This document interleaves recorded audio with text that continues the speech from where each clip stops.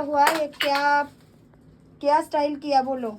मैं इनके हेयर पे ओपन हेयर कर्ल्स की हूँ, विदाउट क्रिम्पिंग और विदाउट एक्सटेंशन देके ये कर्ल्स की हूँ। अच्छा, उन्हीं के हेयर पे ये हेयर कर्ल्स।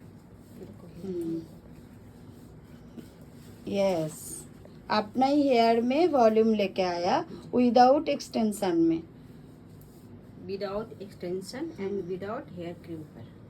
बहुत अच्छा हुआ।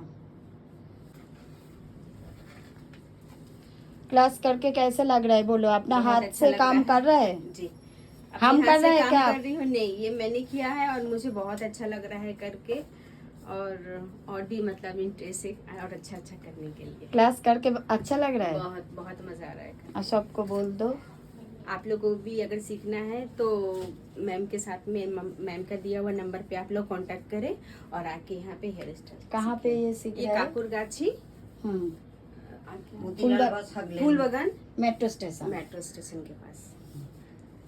ठीक है, चलो बहुत अच्छा काम किया है, अच्छा लग रहा है। सब समय है। স্টুডেন্টরা যখন এত সুন্দর সুন্দর নিট অ্যান্ড ক্লিন কাজ করতে থাকে, অ্যাজ আ টিচার হিসাবে তার থেকে বড় পাওনা কিছুই হয় না।